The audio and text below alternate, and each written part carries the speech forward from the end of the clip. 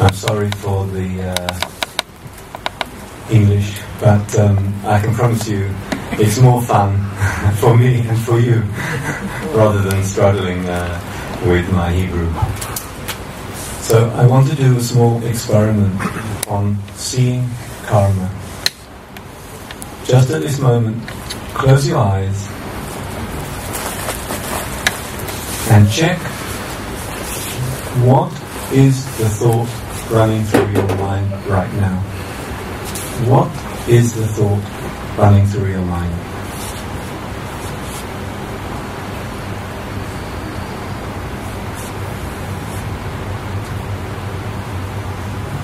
And ask yourself, what was the thought before? What brought this thought into being? What was the source of this thought? What previous thought?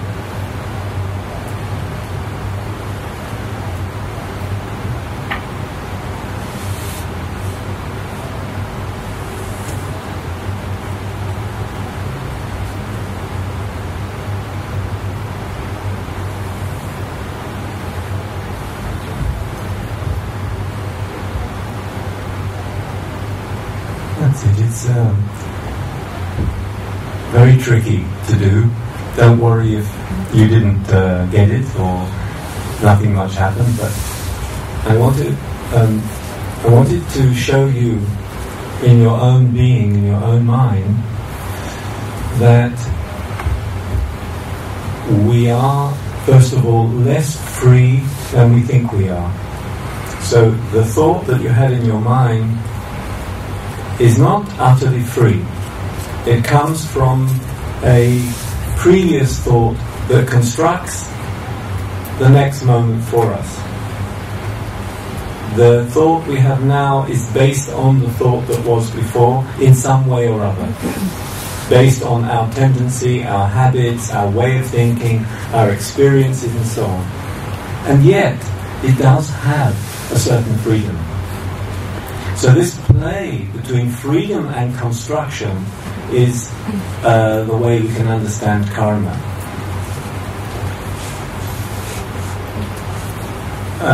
First thing to say about karma is that we can never know the way it works. The Buddha himself said, and about himself, that no Buddha can really understand exactly how karma, the details of how karma works. It's so vast and so full that the details of why this creates that exactly no Buddha will ever know. So we can relax. We're never going to know the full story. But if we kind of contemplate this little experiment on our thought, that this thought right now is based on the previous thought and has a little bit of room to play, the same with our body, the same with our DNA. I was spending years in my previous incarnation as a scientist working on genetics and mutation.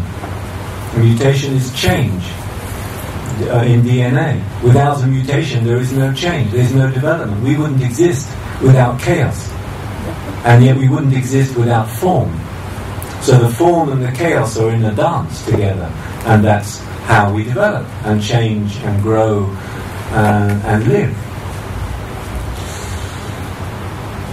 So the programs that make reality is karma. The constructions that make reality, all constructions, and it's the closest that in the East, or in the Buddhist tradition, or in the spiritual tradition of the East, it's in a way equivalent to the Creator, Bore Olam. The Buddhist world doesn't have a Bore Olam, a Creator deity, a source. Karma is the equivalent. And it is a very, very big concept. It's something that everybody uses in their own way, and it's full of mystery. It's full of lots of beliefs and hopes and so on. And it's basically how we are the way we are, how things are the way they are. When you kind of open your eyes after meditation and you think, well, how is this? Well, what is this? What is this body? What is this Stephen sitting here? What is this stuff? What is this life? How is it like it is? Karma. It's too easy in a way to say karma.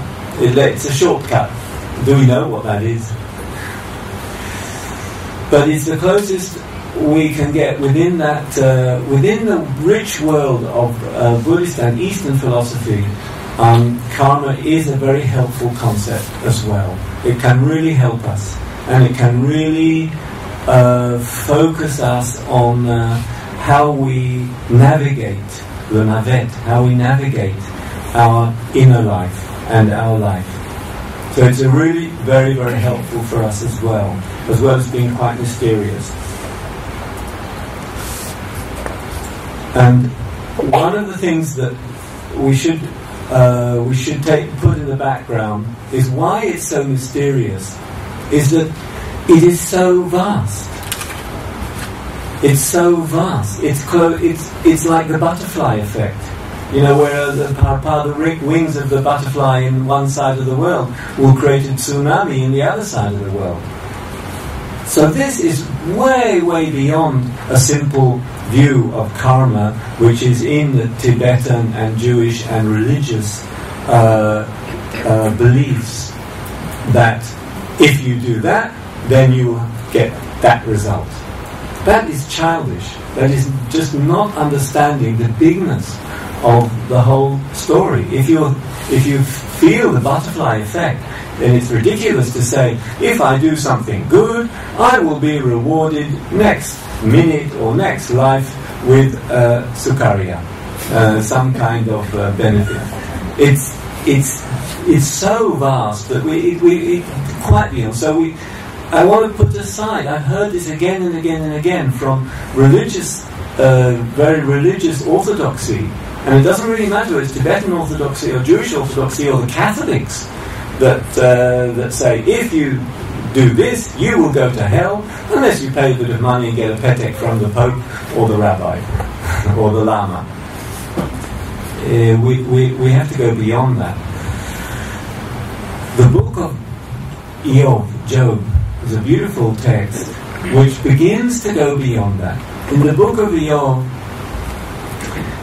is simply asking this question: why is there this that tzaddik v'ralo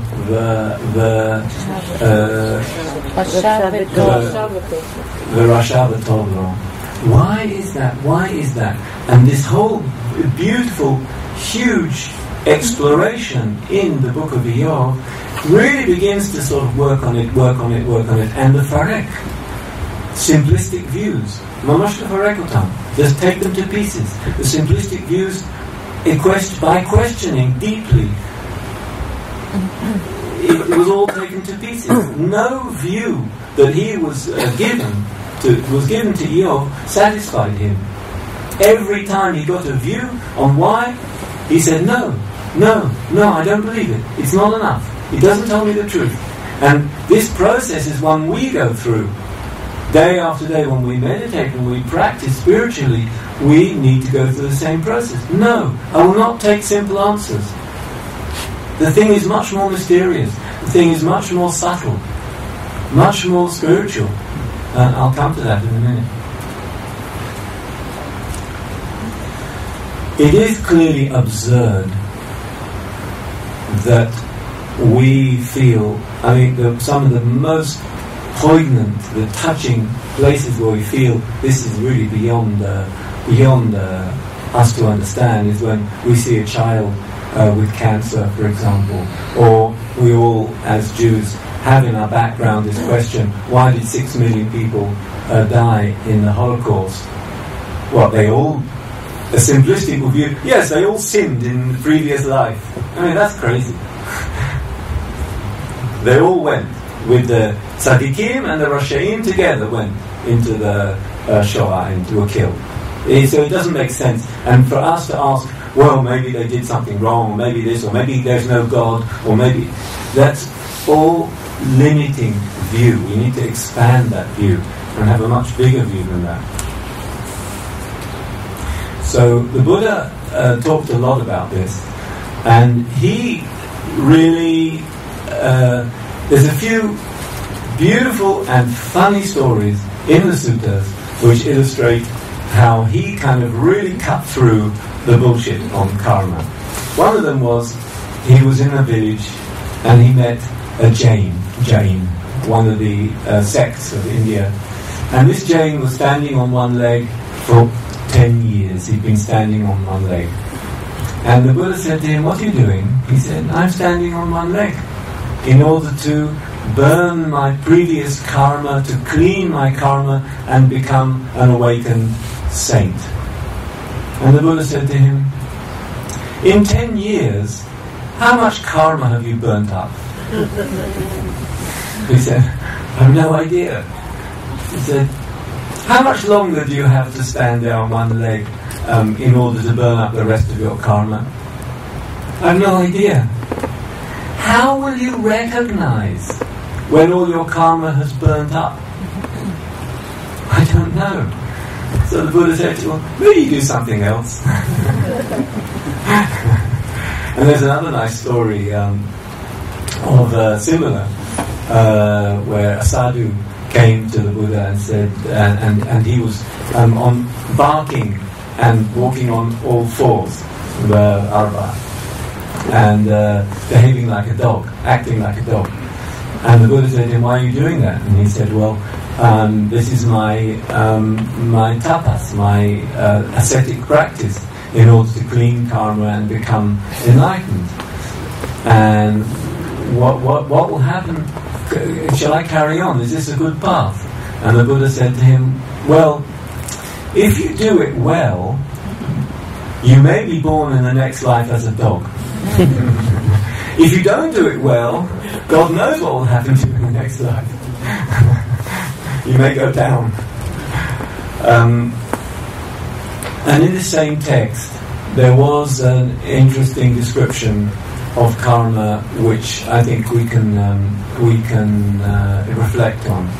He said there were 4 types of ways of looking at karma.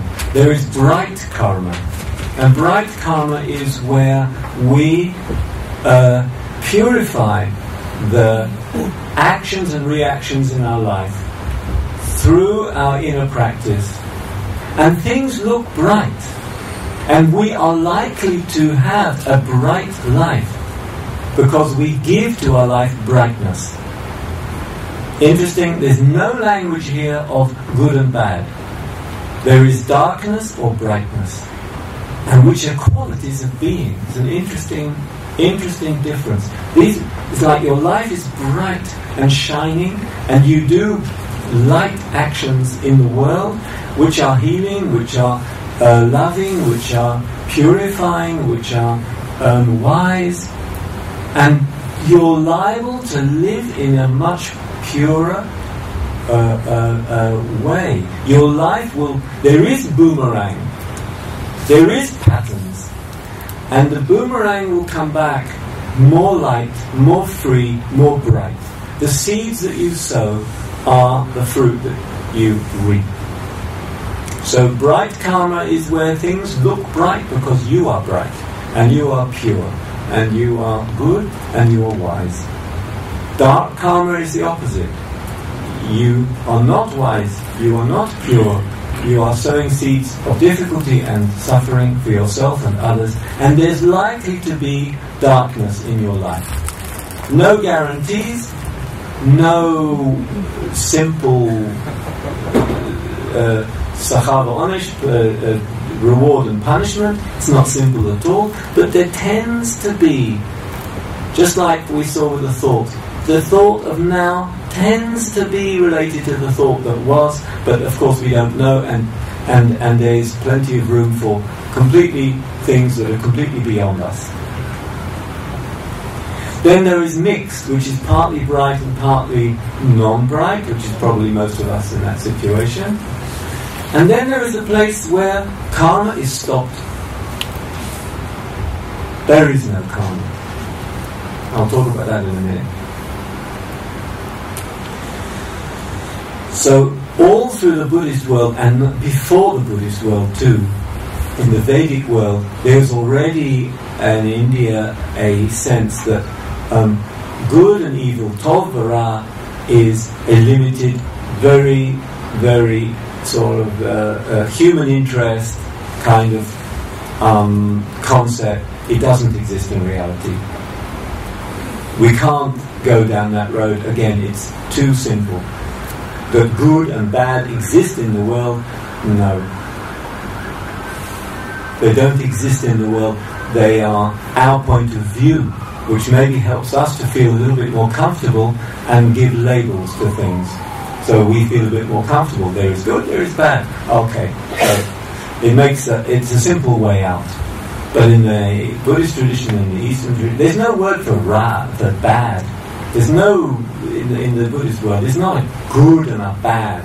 It's like I said, it gets close to it when you talk about bright and dark. But there isn't a sense of evil existing in the world, floating about. That it's too simplistic. So we can say that tendencies do exist. Nitiyot, tendencies do exist. We can tend towards our goodness or brightness. The way we do this is in the Buddhist language through the paramis. Paramis are qualities of love, qualities of wisdom, qualities of calm, qualities of balance, qualities of spiritual energy and determination that we will keep going, qualities of patience, qualities of concentration, of truth. So using these qualities, which are really well defined, I mean that's the wonderful thing about the Buddhist tradition, is it's so sophisticated and developed in the way of the inner qualities of the human being and how to work with them. It's supremely sophisticated, and so we can develop these qualities, and it will help. Those are the seeds that we sow in the world, and we're likely to pick that fruit as well, without any guarantees. But and it's important that philosophically, and I don't want to go into it now, but it's important to also to understand the concept of the middle way here. The Buddha was very clear, and I think that a wise way is the middle way, which doesn't say there is just chaos and no patterns. Because we saw it before. The thought of now is built partly from the thought of before. The Stephen of this minute is built from the Stephen of previous minutes. It's you, each one of you is built from the previous moment. So we can't say it's chaos, but we can't say it's deterministic. Otherwise, again, no life. We'll all be a machine. It's dead. It's dead. It's like I said about the mutations. So the Buddha was always in the middle way, not this and not that, because the dualistic view, or chaos, or determinism, is not helpful to us. It's much more subtle than that. So what about stopping karma? And here we go into a transcendental place, a place beyond the normal way of thinking. And there is a place where our practice is not about being bright or being better or being or sowing the seeds of that benefit us and others, but our practice is deeply letting go. It's about emptiness. It's about not being interested to be a better Stephen. but not to recognize there is a Stephen there at all, or a Simi, or a Yuval. That to touch places where there are emptiness of self, because in order for a karma to work, there has to be somebody to receive it. If there's nobody receiving karma, there's no karma. So this is called in Buddhist teaching the transcendental right view, samadhi, the view, if you like, the ultimate. It's an ultimate place of awakening in which all that human perspective no longer holds any weight. There is no human perspective. There is beyond human perspective the point of view of life itself. At that point of view, all karma in a way dissolves, because there is a view of just interbeing or interrelationship in which things are flowing.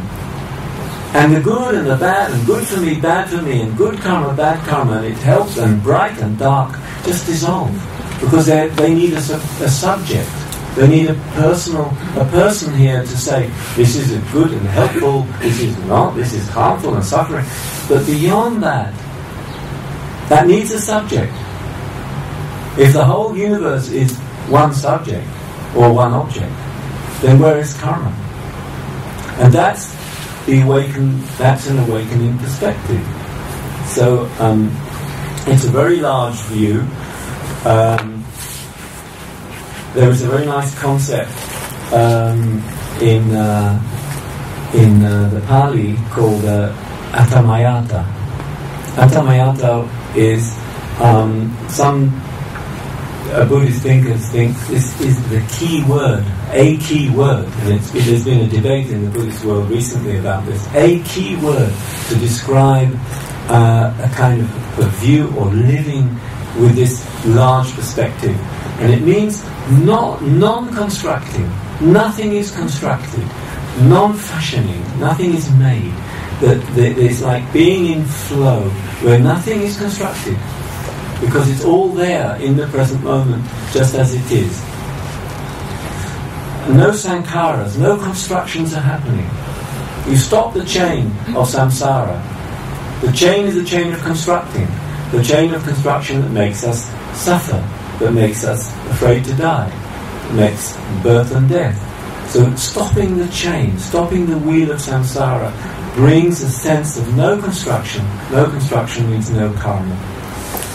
I'll read to you an answer. Someone asked Nisargadatta Maharaj and says, I imagine karma is a mysterious power that pulls me towards perfection. And Nisargadatta Maharaj is a great Indian teacher, non-dual teacher, and he really cuts everybody to pieces. He just smashes all views. He said, that's what people told you. You are already perfect, here and now, so nothing is pushing you. You are as you believe yourself to be, so stop believing. It is the refusal to really see that creates karma. And it is the indifference to your own suffering that perpetuates it. I'll say that it means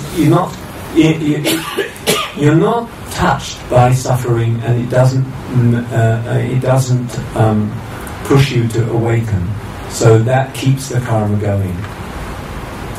Karma is only a store of unspent energies, unfulfilled desires, and fears that are not understood. The store is being constantly renewed by new desires and new fears. Understand that the root cause of your desires and fears, which is not seeing yourself, being separate from your real self. Understand the root cause of your fears, which is being distant from yourself, and of your desires, which is longing for self, and your karma will dissolve like a dream.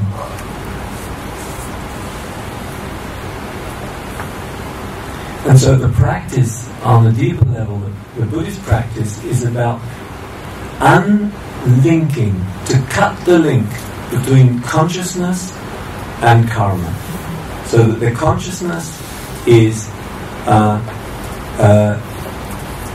not tied to any construction, is free, is not tied to construction. Like this thought is taking me over, I believe it. I believe that this thought, it exists, and I will do what the thought tells me. Is a construction, and consciousness is tied or packaged inside that thought. But if consciousness is free, there's no constructions. It's like the world is just passing through. It's like we become transparent, shakuf. And karma and action doesn't stick anymore. It just doesn't stick. So that's I would say, the transcendental view of the dissolving of karma. So that's what I'll finish with that. Thank you.